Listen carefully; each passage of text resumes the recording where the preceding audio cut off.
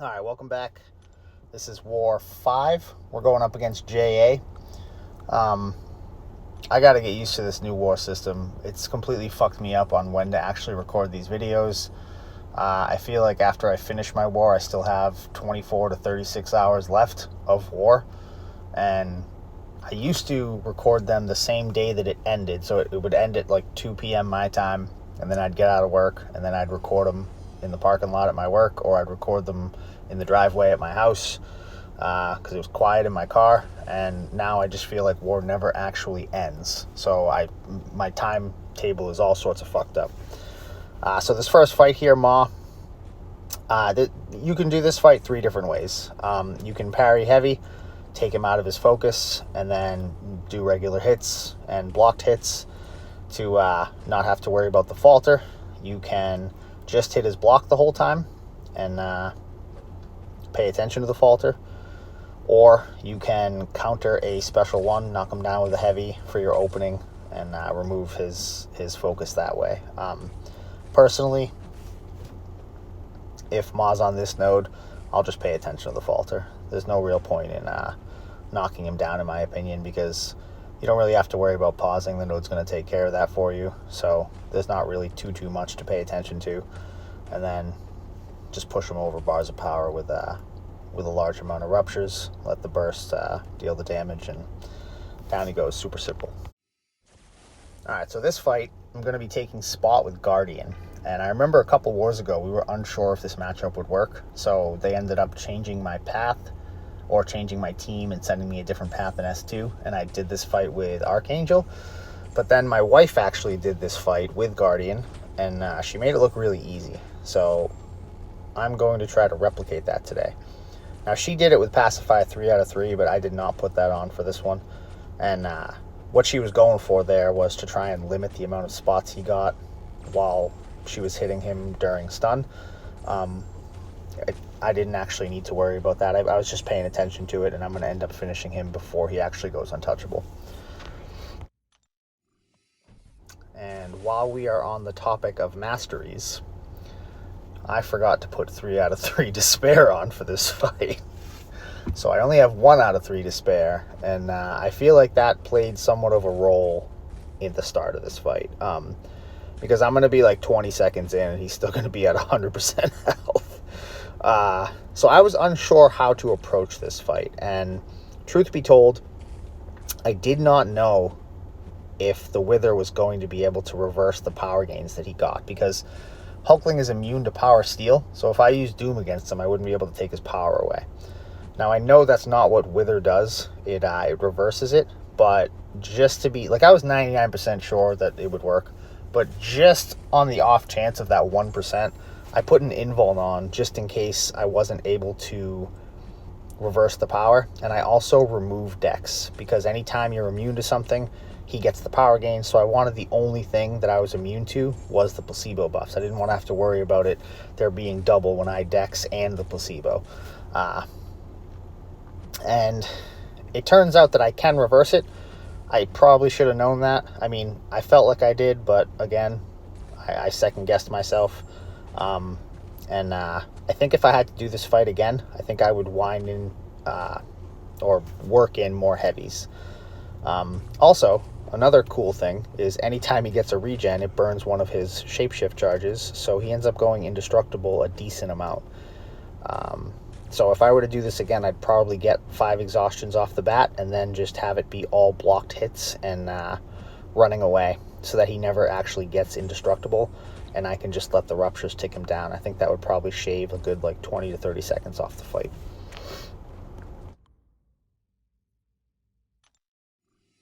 Alright, so next up here, I have this Sauron on 24. I'm going to be taking him with Spidey 99. Now, I've taken this fight before, but this time, this is going to be a good example of why pausing is so critically important to the playstyle of Spidey. So rather than pause, I go for blocked hits, and then he dexes my punish on his heavy, and now he's parry walking. I have to bait another heavy out of him, land a couple hits, and then finally I get my pause in. I only have a quarter of a Wither left. Now, that wasn't really a whole ton of time, but I lost a ton of my Wither. And now here, because I wasn't fast enough and I got hit, I'm actually going to lose my Wither. So now I'm in a very dangerous situation. So I have to work back up to my special 2, but I also have to bait his specials out of him along the way, because if he special 3'd me, I would probably be dead. I don't actually know what his special 3 does. I'm just assuming that it would kill me, especially with prowess from the node and tactic. Well, tactic, not the node. But this is a really good example of why pausing and working the pause into your regular playstyle is just, it's a critical part of playing Spidey.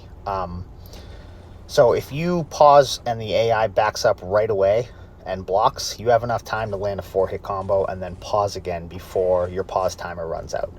Say that the AI dilly-dallies around a little bit, you might want to go for just a 2-hit or a 3-hit combo into their block, get only 2 or 3 ruptures, and then pause again. It just kind of woke me up a little bit, and it made me realize the potentially deadly mistake that I made at the start of this fight by not going for a pause right away. But he's going to go down here. Now that I have my second wither, I am back in control of the fight, and down he goes.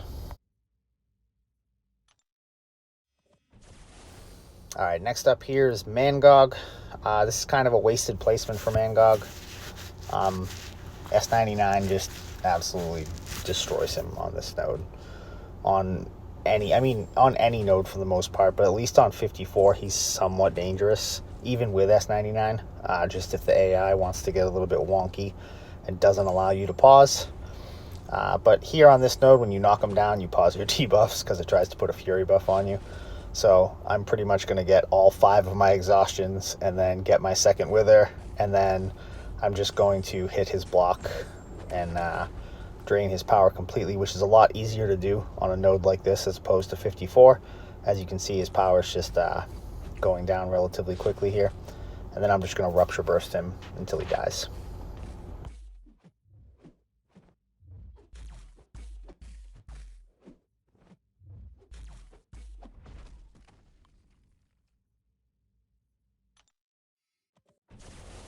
And then next up, I got Domino on EMP with Guardian. So the cool part about Guardian is the EMP shocks do pretty much like absolutely nothing to him.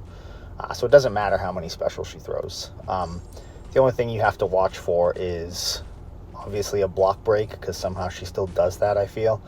And you just got to watch for her evade when she's lucky. And then I actually noticed when Trey and I did the Domino fight on 22 that her crit failing you, well, actually, you know what? I'm not sure if it was the crit fail or if it was the node itself, insult to injury. So insult to injury is supposed to be defensive ability accuracy, so I don't know if it was necessarily that, but we noticed that when he threw a special 2 while he was crit failed, it didn't deal as much damage as it should have. So yeah, I mean, I would assume that would be offensive ability accuracy, but what do I know? It is Kabam after all. And then last up is Chavez on 54. So this node with Chavez is pretty much like Mangog, especially if she's going to throw a bunch of heavies. So you want to get some exhaustions up. I would recommend at least 2. You can go for 3, similar to Mangog. And then the reason for that is, so she has 1 dimension open right now, negative zone. And if she gets a second unique dimension when she throws her special 1, that is going to essentially double the power that she would normally get back from a special 1 with 1 dimension. And that's why you want to have multiple exhaustions and then multiple withers, so that you can actually control that. So she did get a little bit of power there, even though I had 2 exhaustions and a wither on her. So now I've doubled that, and I'm going to hit her block while I'm trying to bait this special out of her. The last time I did this fight, it was an R4 Chavez. This is an R2 6-star. So things have changed a little bit. It's not going to be as quick of a fight as it used to be. And you're going to have to use a little bit more of Spidey's debuffs to control her power in this one. But things are going pretty good right now. She's still throwing random fucking heavies out of nowhere. And I'm just going to go for the regular hits now and try to push her over that bar, get a rupture burst, and then she's going to plop.